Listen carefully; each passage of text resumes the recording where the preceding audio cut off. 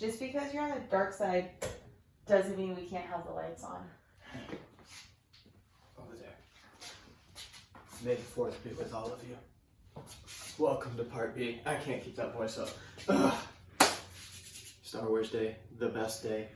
So we just ran through that part A, that first 9-minute alternating EMOM. Part B is another 9-minute alternating EMOM, but this is where we get down to business on some real movements. We're going to start, come out of the gate with some kind of 5-second eccentric pulling motion. So if you have dumbbells or kettlebells, we'll be doing that bent over row, that pull at that 5-second slow tempo back down. If you're working body weight or around the house, ring row, table row, towel row, anything that you can pull your body weight and slowly extend back out for that 5 seconds. So 6 to 8 reps of that in the first minute. Minute number 2, going for that Bulgarian or rear foot elevated split squat. 4 on each leg, and we're going a 3-second tempo on that. So 3 seconds down, 1 at the bottom, 1 to reset. And if you are working body weight, we'll be going that prisoner position with the hands up behind the head while you do those movements. And then we're going to piggyback off of part C, or the third movement from part A, where we were holding the hollow position. Now we're actually doing that hollow rock. So maintaining that position through movement. So it's going to continue on with that theme of bracing and holding as we move. So I have Marcia, who I talked into dressing into all of my Boba Fett stuff. She's stoked about it. Don't let her face tell you otherwise. I still like the hair. But we're going to start with this pulling motion. So if she has a dumbbell or kettlebell, you can do 6 to 8 or each arm. Just know that you have to operate within a minute. So you may have to do 6 and 6. You may not have time to get the full 8 and 8, especially because you have that tempo. But if you go single arm, you're going to hinge at the hips.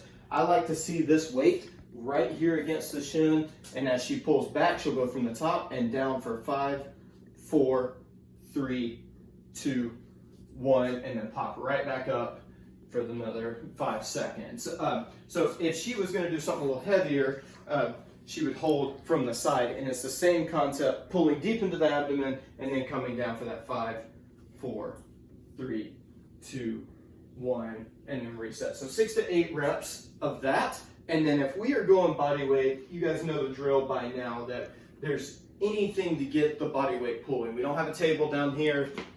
One newer thing that I've learned, if we had a truck in here, I've seen some people do it off a tailgate. Let your tailgate down, slide your feet underneath and row that way.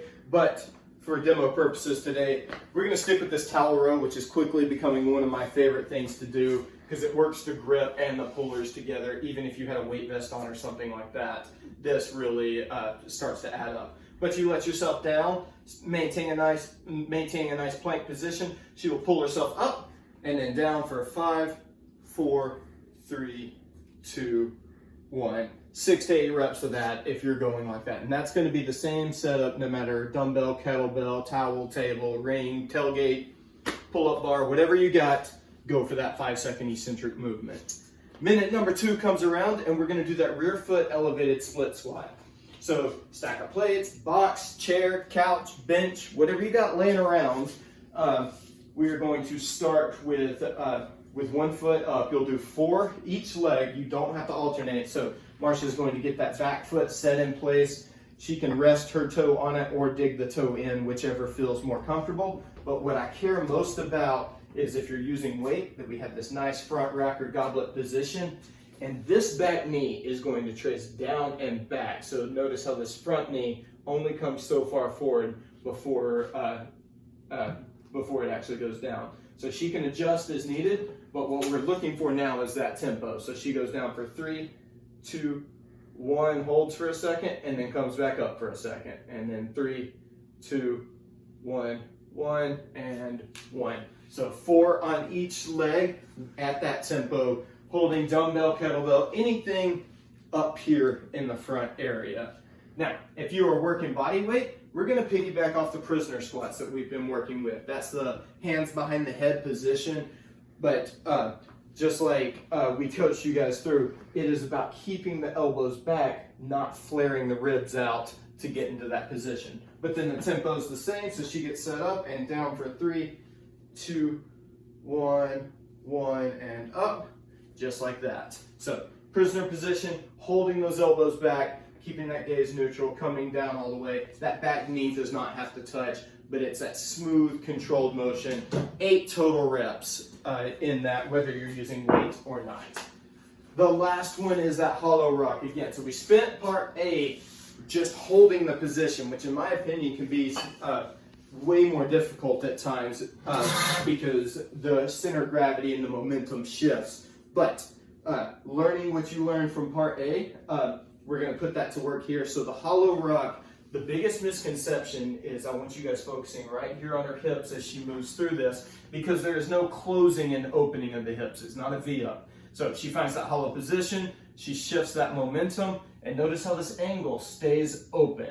So this is the extended one, toes out, hands overhead. If she needed to make that a little easier, she could start to condense one leg, one foot, or even just a slight bend on both.